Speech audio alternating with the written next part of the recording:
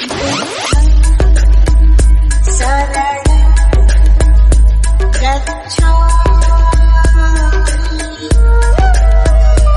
थी आम्रपाली और महात्मा गौतम बुद्ध से आम्रपाली का क्या संबंध था? यही प्रश्नों के उत्तर आइए जानते हैं। बिहार में एक जिला है जिसका नाम वैशाली है। विश्व को सर्वप्रथम गणतंत्र का पाठ पढ़ाने वाला स्थान वैशाली ही है। यहाँ की नगरवधु आम्रपाली और यहाँ के राजाओं के किस्से इतिहास में भरे पड़े हैं। एक खूबसूरत लड़की से नगरवधु बनने और उसके बाद भिक्षुणी बन जाने की यात्रा ने इतिहास को पलट दिया। आम्रपाली के संबंध में कई कथाएं मिलती हैं। आइए जानते हैं आम्रपाली और बुद्ध का संबंध। दरअसल ये एक ऐसी स्त्री की वर्षों पुरानी कहानी है जब उसका सौंदर्य ही उसका सबसे बड़ा शत्रु बन गया और उसे अपनी अस्मिता समाज में अपनी सौंदर्य के कारण गंवानी पड़ी और वह मात्र एक नहीं बल्कि पूरे राज्य के भोग की वस्तु बन गई। इतिहास में इन्हें आम्रपाली के नाम से जाना जाता है, लेकिन इनका एक नाम अम्बपाली या अम्बपालिका भी है। आम्रपाली बेहद खूबसूरत थी और कहते हैं जो भी उसे एक बार देख लेता वह उस पर मुग्ध हो जाता था।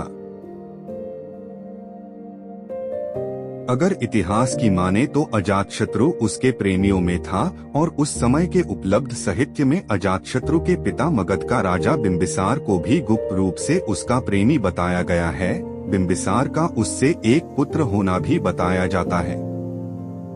खैर जो भी हो, आम्रपाली ने सालों तक वैशाली के धनवान लोगों का मनोरंजन किया, लेकिन जब वह तथागत बुद्ध के संपर्क में आई तो सब कुछ छोड़कर बौद्ध भिक्षुणी बन गई। आम्रपाली को लेकर भारतीय भाषाओं में बहुत से काव्य, नाटक और उपन्यास लिखे गए हैं। आपको बता दें, उस युग में राज नर्तकी का पद बड़ा गौरवपूर्ण और सम्मानित माना जाता था। साधारण लोग तो उस तक पहुंच भी नहीं सकते थे। समाज के उच्च वर्ग के लोग भी उसकी कृपा के लिए लालायित रहते थे।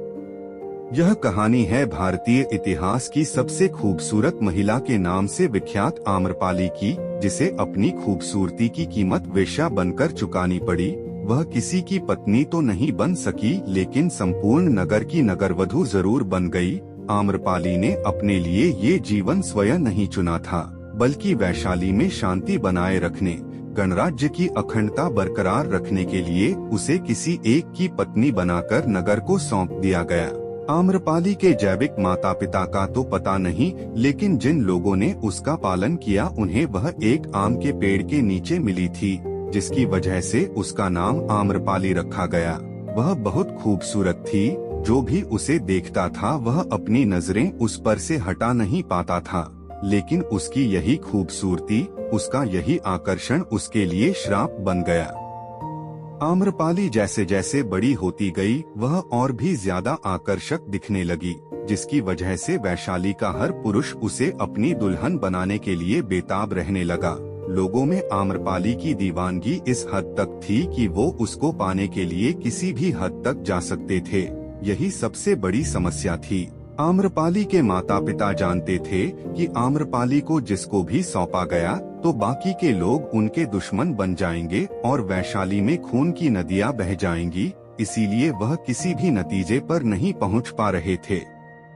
इसी समस्या का हल खोजने के लिए एक दिन वैशाली में सभा का आयोजन हुआ। इस सभा में मौजूद सभी पुरुष आम्रपाली से विवाह करना चाहते थे, जिसकी वजह से कोई निर्णय लिया जाना मुश्किल हो गया था। इस समस्या के समाधान के लिए अलग अलग विचार प्रस्तुत किए गए, लेकिन कोई इस समस्या को सुलझा नहीं पाया।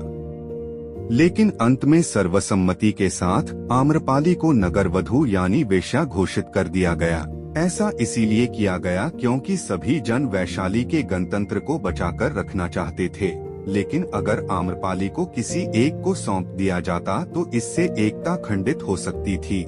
नगर वधु बनने के बाद हर कोई उसे पाने के लिए स्वतंत्र था। इस तरह गणतंत्र के एक निर्णय ने उसे वेश्या बनाकर छोड़ दिया। लेकिन आम्रपाली की कहानी यही समाप्त नहीं होती है। आम्रपाली नगरवधु बनकर सालों तक वैशाली के लोगों का मनोरंजन करती है, लेकिन जब एक दिन वो भगवान बुद्ध के संपर्क में आती है तो सब कुछ छोड़कर एक बौद्ध भिक्षुणी बन जाती है। बुद्ध अपने एक प्रवास में वैशाली आए। कहते हैं कि उनके साथ सैकड़ों शिष्य भी हमेशा साथ रहते थे। सभी शिष्य प्रतिदिन वैशाली की गलियों में भिक्षा मांगने जाते थे। वैशाली में ही आम्रपाली का महल भी था। एक दिन उसके द्वार पर भी एक भिक्षुक भिक्षा मांगने के लिए आया। उस भिक्षुक को देखते ही वह उसके प्रेम में पड़ गई। वह अपने परकोटे से भागी आई और भिक्षुक से बोली, आइए कृपया मेरा दान ग्रहण करें। उस भिक्षुक के पीछे और भी कई भिक्षुक थे। उन सभी को अपनी आंखों पर विश्वास नहीं हुआ। जब युवक भिक्षु आम्रपाली की भवन में भिक्षा लेने के लिए गया तो वे ईर्ष्या और क्रोध से जल उठे। भिक्षा देने के बाद आम्रपाली ने युवक भिक्षु से कहा, 3 दिनों के बाद वर्षा काल प्रारंभ होने वाला है। मैं चाहती हूँ कि आप उस अवधि में मेरे महल में ही रहें। युवक भिक्षु ने कहा, मुझे इसके लिए अपने स्वामी तथागत बुद्ध से अनुमति लेनी होगी। यदि वे अनुमति देंगे तो मैं यहाँ रुक जाऊंगा। युवक भिक्षु के बुद्ध के पास पहुँचने से पहले ही कई भिक्षु वहाँ पहुँच गए और उन्होंने इस वृत्तांत को बढ़ा चढ़ाकर सुनाया। वह स्त्री वैश्या है और एक भिक्षु वहाँ पूरे 4 महीनों तक कैसे रह सकता है। बुद्ध ने कहा, शांत रहो, उसे आने दो। अभी उसने रुकने का निश्चय नहीं किया है। वह वहाँ तभी रुकेगा जब मैं उसे अनुमति दूंगा। युवक भिक्षु आया और उसने बुद्ध को सारी बात बताई। बुद्ध ने उसकी आंखों में देखा और कहा, तुम वहाँ रह सकते हो। 3 दिनों के बाद युवक भिक्षु आम्रपाली के महल में रहने के लिए चला गया। अन्य भिक्षु नगर में चल रही बातें बुद्ध को सुनाने लगे। सारे नगर में एक ही चर्चा हो रही है कि एक युवक भिक्षु आम्रपाली के महल में 4 महीनों तक रहेगा।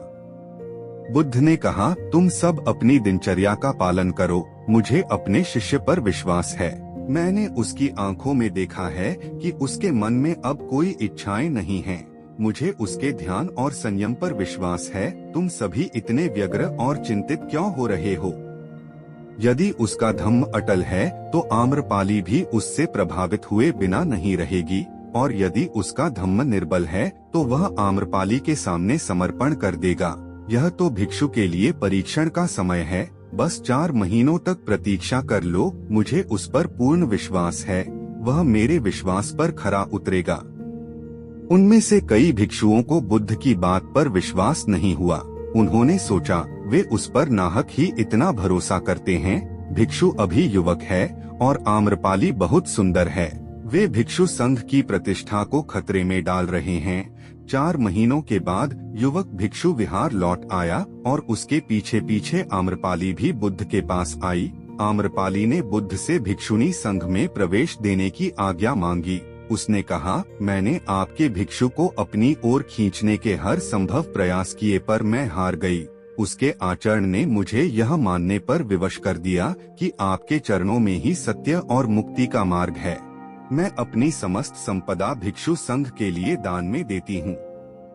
आम्रपाली के महल और उपवनों को चातुर्मास में सभी भिक्षुओं के रहने के लिए उपयोग में लिया जाने लगा। आगे चलकर वह बुद्ध के संघ में सबसे प्रतिष्ठित भिक्षुणियों में से एक बनी, जबकि यशोधरा को भी बुद्ध ने भिक्षुणी बनाने से इनकार कर दिया था। किंतु आम्रपाली की श्रद्धा, भक्ति और मन की विरक्ति से प्रभावित होकर नारियों को भी उन्होंने संघ में प्रवेश का अधिकार प्रदान किया। आशा है महात्मा बुद्ध और आम्रपाली संबंधी इच्छित जानकारी आपको प्राप्त हुई हो। इसी तरह की कथाएं और बुद्ध संबंधित जानकारी पाने के लिए चैनल को सब्सक्राइब जरूर करें तथा लाइक और अपने अभिप्राय बताएं। बुद्धं नमामि।